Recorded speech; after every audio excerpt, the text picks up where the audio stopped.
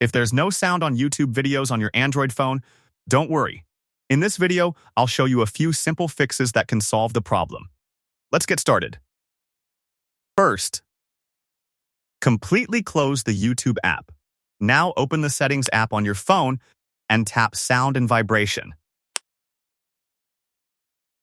Here, look for the media volume slider. This is the volume that controls YouTube audio. If it's turned down, increase it to a comfortable level. Now, reopen YouTube and play any video to see if the sound is working. If you still can't hear anything, go back to Settings and tap Apps or App Management. Find and open YouTube, then tap Force Stop. If a confirmation message appears, tap OK. After that, tap Storage or Storage and Cache, then select Clear Cache. This removes temporary files that may be causing the issue. Now, open YouTube again and check if the sound is back.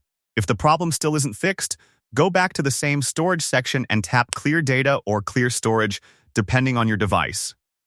Confirm the action, then reopen YouTube and sign in again if needed.